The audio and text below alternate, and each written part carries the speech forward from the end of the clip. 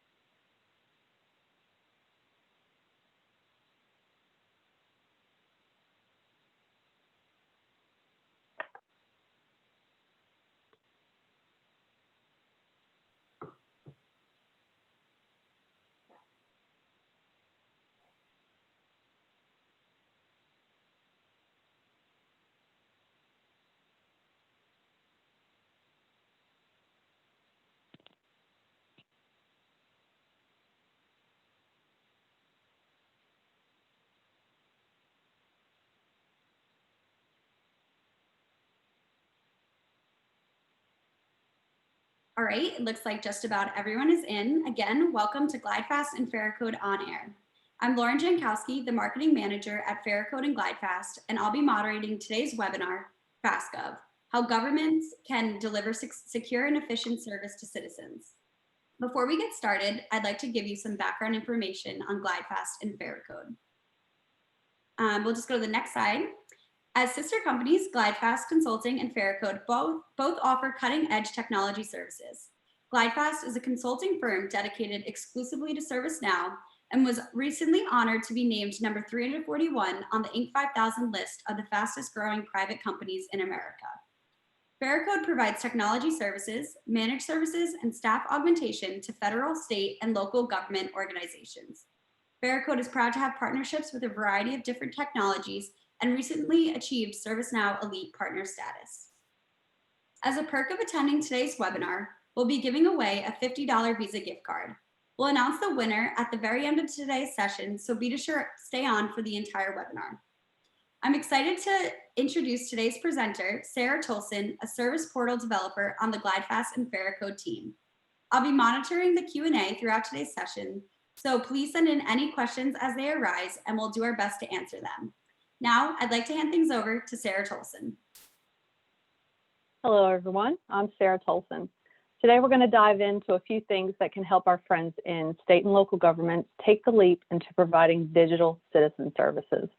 So why citizen services? Well, government administration is my home base. I've changed careers a few times, like you do, but one of my first and ongoing passions has been for local government. I am actually trained to be a city manager.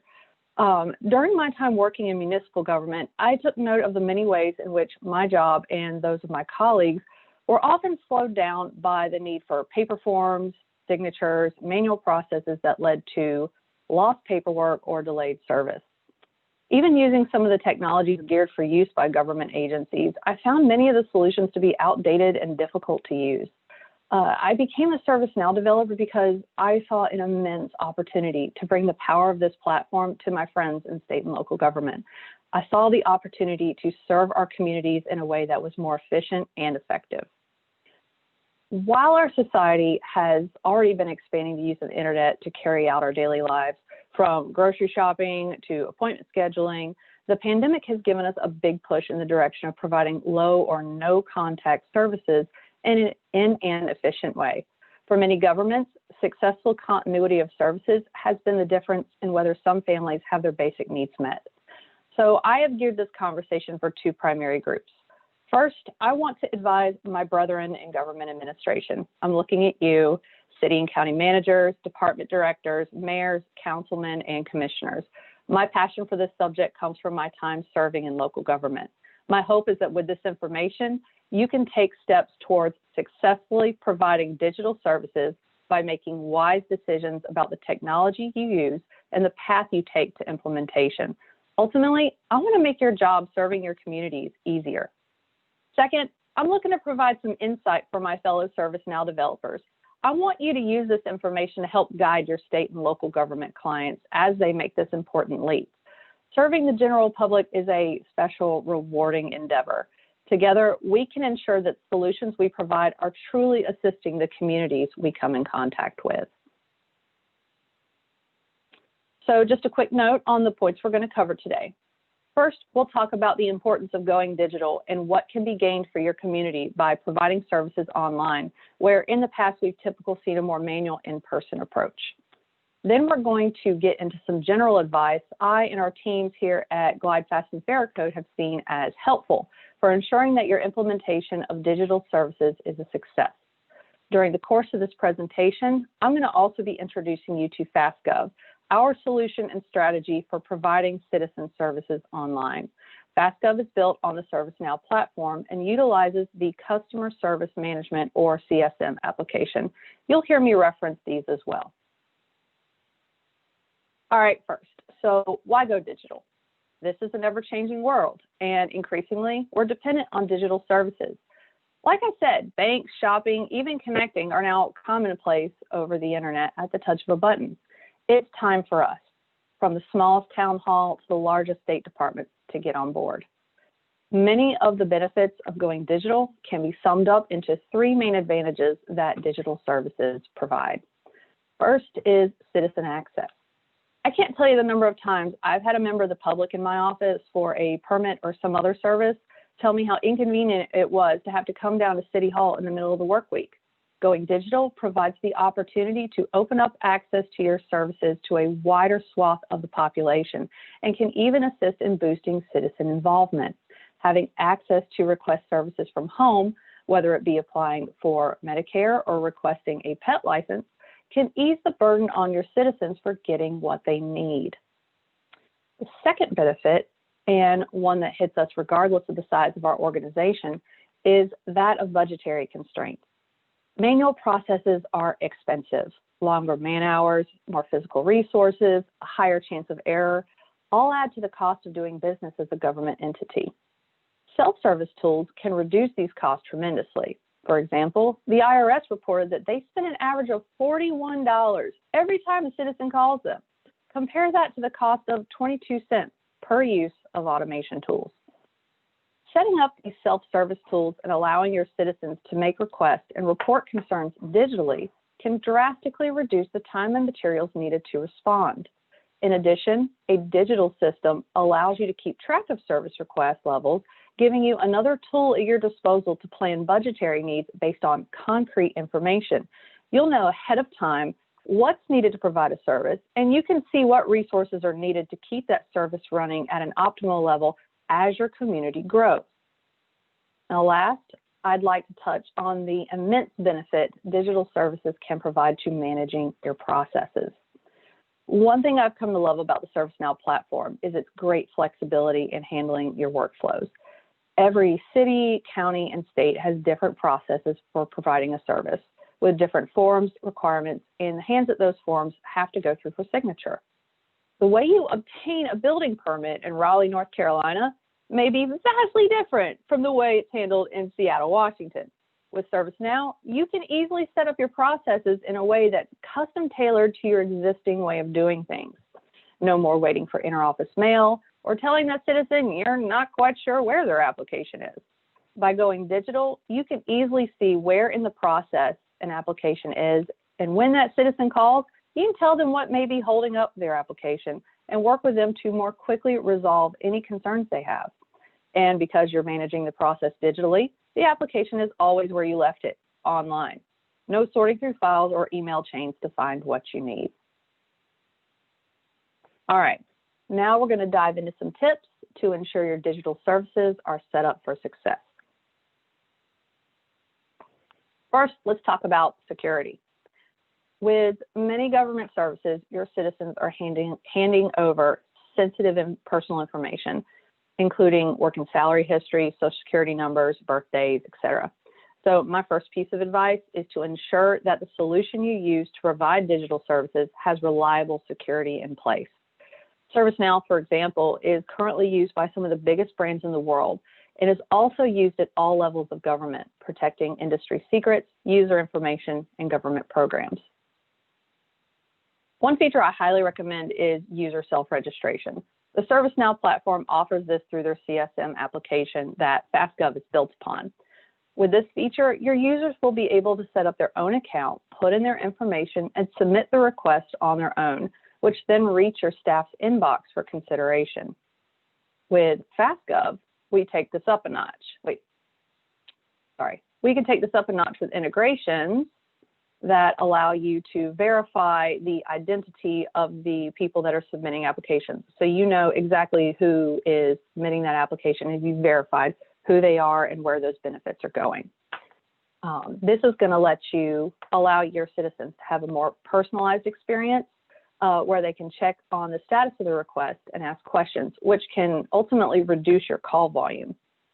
Now, this third point ties into the second reason I mentioned for advocating for digital services, budgetary constraints. Requiring user authentication to request services is going to give you more data about the types of requests you're receiving, allowing you to see where those service levels fall and helping you plan for future needs. Now, I'd like to pause here and note that of special consideration for citizen services is the need to ensure there are as few barriers to obtaining service as possible. Why is this so important? Like I mentioned earlier, for some families, these services are the difference in whether or not there's a roof over their heads and food on the table. The services we provide as government entities are vital for the most vulnerable members of our community. So we're looking to do everything we can to help them successfully navigate through the process. With FastGov, we've had a number of government clients come to us with concerns that user authentication will be a burdensome barrier for citizens seeking essential assistance. We've worked with these clients to ensure that all citizens, even the ones who are uncomfortable or unable to request services online, still have equal access. And let me show you an example of how we've handled this. Here you can see our page where users can create an account to apply for benefits.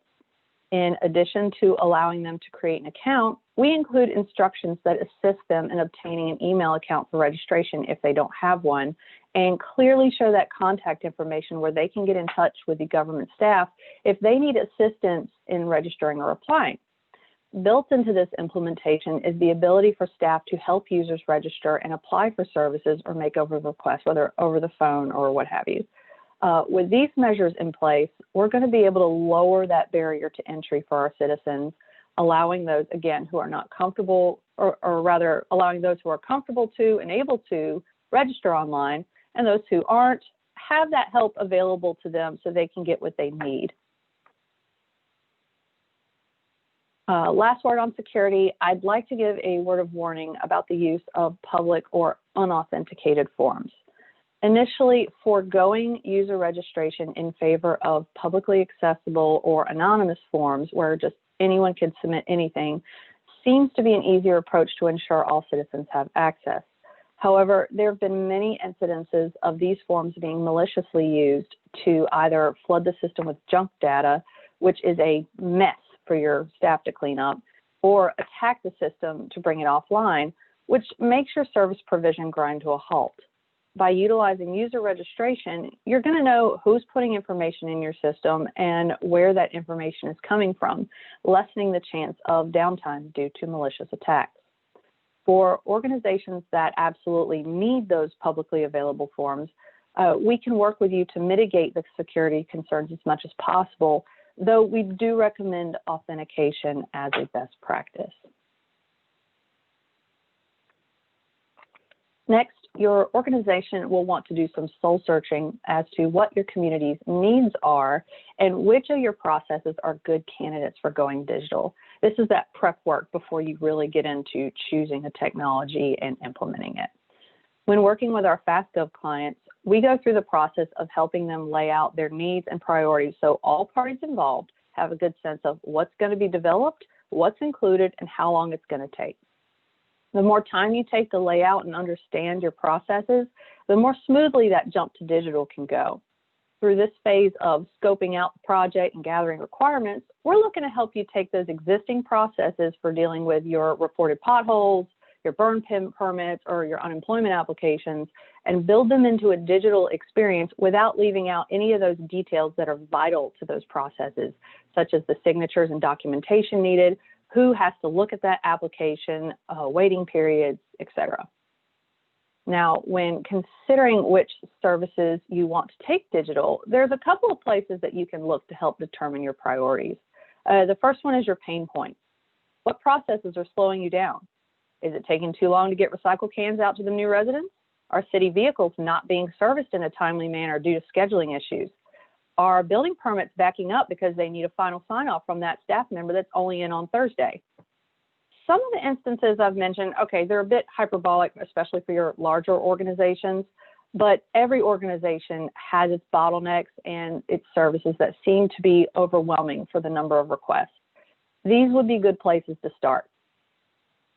Another place to look for good candidates is your finite processes that could reasonably be handled without in-person contact. A burn permit, for example, may require the resident to fill out a form and get sign-off from the fire marshal before the approved permit is issued. This is a process in which you could possibly use digital signature to send the approved application via email, storing the request in your online system, and our system would take care of a lot of that for you.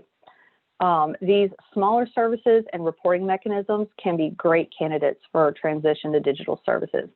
I especially love this for reporting issues around town, such as downed trees in the road, potholes, broken playground equipment, that sort of thing. You're going to rack and stack those items for the ones you want delivered first. If you want to stage it, maybe a few departments go digital to get you started, and then phase 2 brings in some lower priority services. Ultimately, you're looking to prioritize what's going to help your community adopt the use of digital services and use those services successfully. When analyzing your needs and transitioning to digital services, we sometimes have this urge to fix and clean it up beforehand. Here's where I advise you to hold steady. That old principle of if it's not broke, don't fix it applies here. The transition to digital is not the time to rework your process if you can avoid it. Your staff will need the time to transition to that new digital platform, and it's going to be much easier for them to do so if they're only learning the platform and not a new process on top of that. As time goes on and your staff become comfortable with the use of the new technology, you're going to begin to see what areas of your process can be improved, which leads me to my next point, and that is to use a system that is flexible enough to bend to all of the unique twists and turns of your organization's processes. In government, there are certainly some one-size-fits-all processes, but more often than not, applying for a service in one state or county isn't the same as in another, like I mentioned.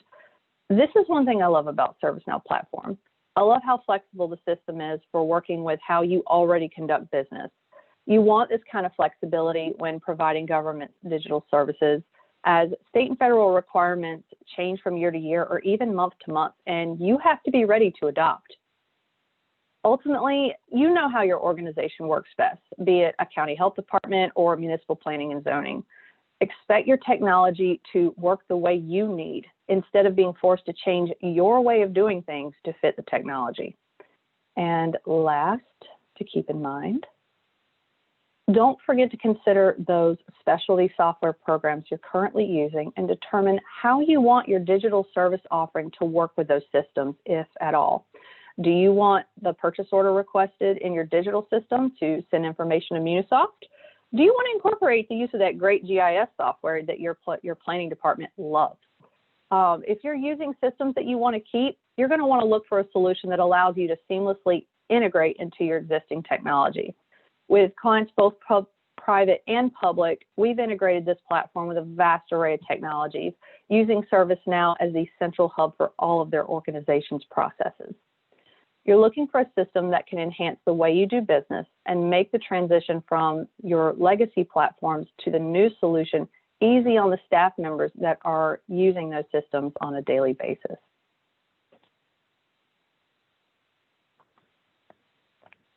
All right, next. The jump to digital services is a big decision, and oftentimes this is made at your higher levels in a governing organization. To ensure the success of your implementation, I encourage you to empower your staff at all levels of your community. They're the ones that are planning the logistics of the Christmas parade or driving the recycle trucks that make them the absolute heroes of every little boy in town. They're the ones protecting your citizens and helping them get through the emergencies that life throws their way, or helping the businesses in your community grow and thrive. The workforce of your government absolutely must be on board with this transition in order for it to succeed. Going digital should make their jobs easier, not more difficult. So how do we do this? There are 3 ways you can encourage employee buy-in. And the first one is to gather your requirements from the ground up. When you're fleshing out how that technology needs to behave, ensure you're including those staff members that work those processes into those conversations, into those initial conversations. This way, you're going to ensure that how management views how, for example, a building permit is handled and how a building permit is actually handled are one and the same. Your staff are going to have insights into the day-to-day service that upper management may not have, which is going to prove vital to ensure your services are implemented well. And as I mentioned earlier, you want to avoid changing the way your process is currently run if at all possible. Including the employees that run those processes and ensuring those processes that go digital are the same as those your staff are currently used to is going to help ensure that move to digital is a smooth one. Second, start early to get the support of your staff. Speak with them about the pain points in their day-to-day jobs and have those conversations about how digital services could help them serve your community more efficiently. Like I said, including them in those requirements gathering process. Be sure to update them as you grow closer to your implementation date and make sure they're ready for that coming change. Which leads me to my last point. To help ensure they're ready, involve them in testing as your solution is prepared and ensure they are properly trained. During our process, we encourage our clients to take active part in thoroughly testing their system as it's built. As you choose your testing team, make sure you're including the employees that are going to be using that system day to day. This is going to help you in a few ways. First, if they find that process was built in a way they're not familiar with, testing is a good place to iron out any issues before they're expected to use the system. Let them know their questions and concerns are heard. This also provides them an opportunity to get familiar with that new system. Employees talk, and if they like what they're seeing, they're going to be your best advocates to get your workforce on board with the coming changes. Now, as the project comes to a close, I highly encourage you to spend the time and the resources to ensure your staff are properly trained on the new system well before that system goes live. We can provide training for the ServiceNow system as a whole and also for the custom solution we build for your community. We also do our best to provide thorough documentation they can reference moving forward. Jobs change hands. And we want your new employees to be just as prepared to provide digital services as your veterans. We want to empower your staff to learn to use the system and mold it to your changing needs. I adore the folks that support our communities. They are some of the best people I've ever met. They're amazing at their jobs, and I love taking the time and the opportunity to help them learn this new tool that's going to make their lives easier. Ultimately, if you take the time to ensure your staff members are invested and excited to go digital, you're going to empower them to work smarter and more efficiently. As a former government worker, I can't say this enough. So save them stress and keep your citizens served and happy. All right, we've talked about some ways you can internally set yourself up for success, but the success of your digital services also rides on the willingness of the public to use your digital offerings. Taking action ahead of time to help get the public invested and ready for your new digital services is going to really help protect that return on investment for the technology you employ. If no one uses it, the money's wasted. So how can we get the public on board? Simply stated, by following some tried and true user experience principles. First, we want to ensure mobile compatibility. While this is par for the course on most sites nowadays, I've still run across systems on government sites that aren't friendly to view or to use on mobile devices. Even some custom service sites I've seen don't offer an optimal experience on mobile phones. Many of them are geared for use on a stationary computer. It is essential that your digital service offering gets this right. Why? Because for some citizens, a mobile phone may be the only reliable access they have to the internet at home. Again, we want to ensure access for all as much as possible. I've watched acquaintances of mine attempt to apply for unemployment on mobile devices. It was a panicky and a stress-inducing process for them. Job loss is hard enough. There's no reason why applying for unemployment should add to that problem. Offering an easy, pleasant experience on all your devices is going to help grow public confidence in that system. Second, you want to implement a digital services solution that allows you to design for your community. With our clients, we take as much time as necessary to go through what they need and create a custom interface that really reflects their community or even mirrors the existing government site for a more seamless experience. We use web design principles to create an experience that's easy on the eyes and easy to understand, built to highlight the services that you need to show. Studies on user experience have shown that your site visitors will often perceive an aesthetically pleasing design as more usable and trustworthy, and that is our aim. Now, last, very similar to the points I made with government staff, you want to get the public input. Early in the process, open up the opportunity for the public to comment on what services they'd most like to see go digital, what their hopes and fears and concerns will be. If you already have some services available online, give them the opportunity to say what's working and not working in your current systems. Certainly take those comments into account as you're determining your priorities. Then during testing, invite a committee of active citizens of different age ranges, and this is important, different computer literacies, to sit down at your site and test different functions, both on the computer and on the mobile device.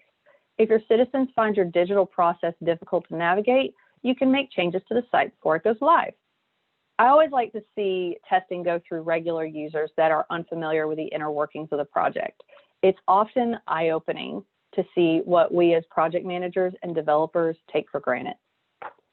As I mentioned with your staff, getting your citizens involved and giving them a chance to be heard is going to help build excitement and confidence in the system. They're going to spread the word and look forward to the change. All right, we've talked about 4 things you can put into practice to help set your community up for digital service success. Ways to empower the staff, prepare the public, choose a dependable platform, and analyze your needs. Now I'd like to pivot a bit and talk about how we use these principles and other best practices to bring digital services to communities across the U.S. So why FastGov? Well, not all digital services are equal. I peruse a number of government sites to check out what they have to offer digitally. I found a number of solutions that, while digital, utilize clunky, outdated technology that's difficult to navigate. For the citizens, we wanted to provide an experience that inspires confidence and truly provides government at the speed of their lives. For the workforces that uphold our communities, we wanted to provide an easier, more efficient way to help them serve the public. So what is FastGov? Put simply, it's our service offering built on the ServiceNow platform, precision tailored to your government's processes. However, it's not just one thing, but it's a package of features that adds up to a phenomenal experience specifically geared for state and local governments. First, like I've mentioned, we utilize a platform trusted by public and private organizations around the world. The platform is secure and reliable. On top of this platform, we build a service portal that allows your citizens to easily apply for services and report issues. Let's take a look at a few examples of how this can go.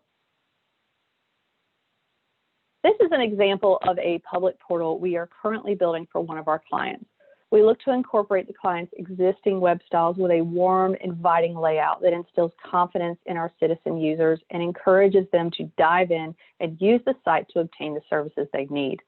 We look to build experiences that mirror other sites our users are accustomed to browsing, as studies have shown that most users prefer a familiar feeling site layout.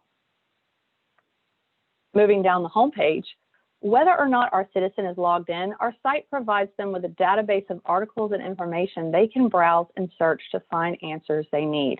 This database can easily be administered by your staff, who can update and add articles as needed. This knowledge base gives our citizens another opportunity for self-service, empowering them to find the information they need for themselves and providing information in a way that can help you reduce those call volumes. Taking a look at another portal we've built, you can see here an example of how your services can be displayed and organized by category. Of course, the layout and design of these pages can be changed to fit your community needs.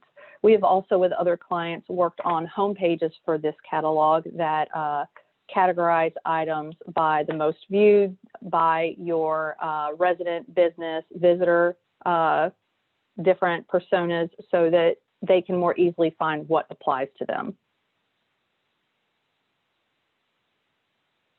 One piece of technology we've built for our clients that I'm really excited about is UI flow. One thing I've noticed is particularly treacherous about digital government services is the tendency for forms to be long and even intimidating. I've seen some digital platforms where information can easily be lost on browser refresh or if your laptop goes to sleep. And when you've spent an hour meticulously filling out all of those fields, it can be really devastating to lose your progress. Again, we want to lower barriers to obtaining service and make the process as simple and straightforward as possible. With UI Flow, our users can fill out forms for services that are broken up into small, digestible sections with the ability to save along the way and come back later to complete. The average person can keep about 7 items in their working memory.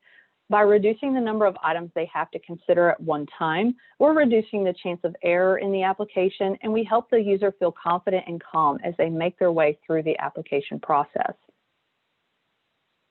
Third, I'd like to mention that with FastGov, we work with you to ensure your digital offerings comply with all the applicable state and federal regulations. For example, one requirement we've run into is that of providing translation services.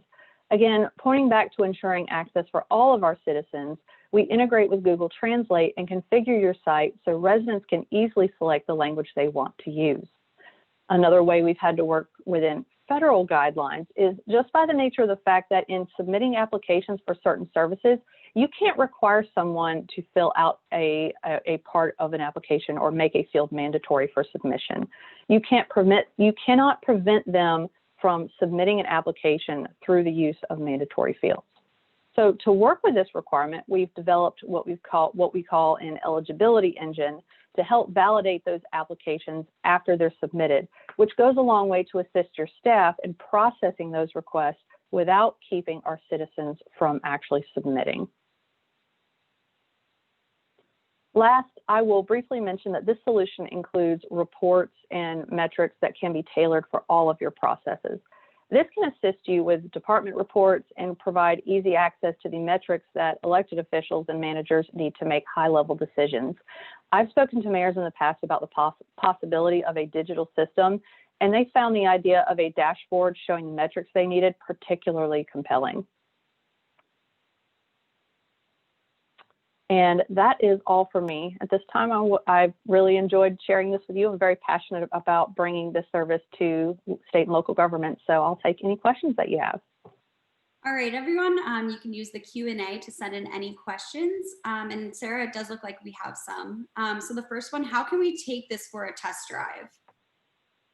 I am happy to work with you to set up a demo, and we can at that point show you all of the different pieces and parts of the system and how it would work not only from the citizen side, but also from the fulfillment side, how your staff are going to use it day to day. So feel free to reach out if you want to see it. We'd love to show it to you. Perfect. Here's another question. What are your future plans to expand this? There are so many ways I could see this doing so much good for our state and local governments.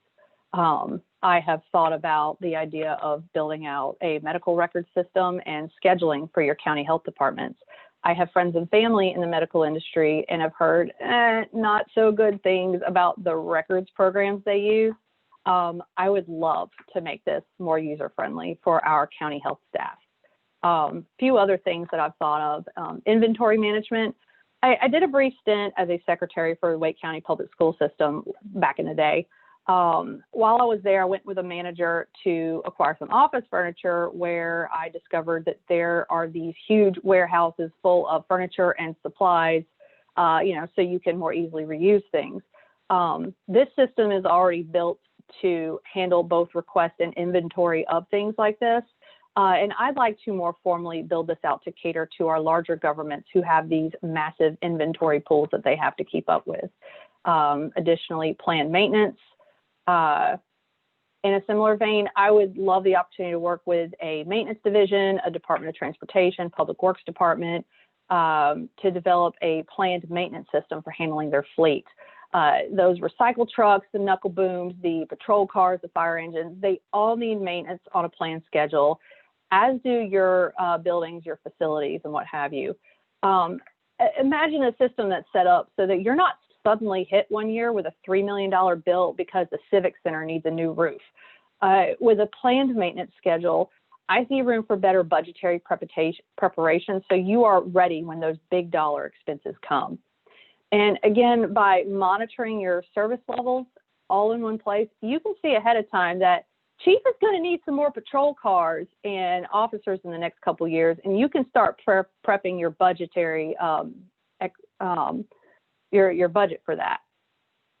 Now, I've got like a list.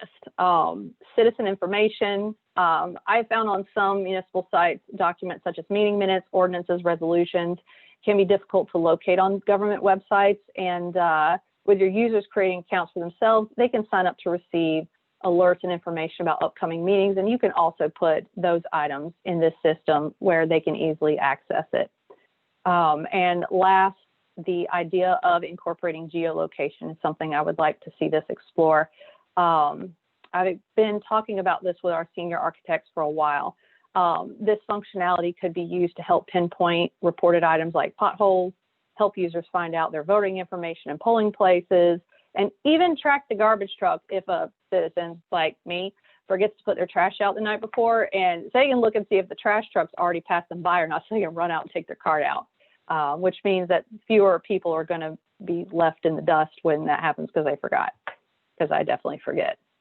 So some of these items, you already see piecemeal software that will handle them. When I was working in municipal government, we were constantly being asked to look at like the next best piece of software or what have you.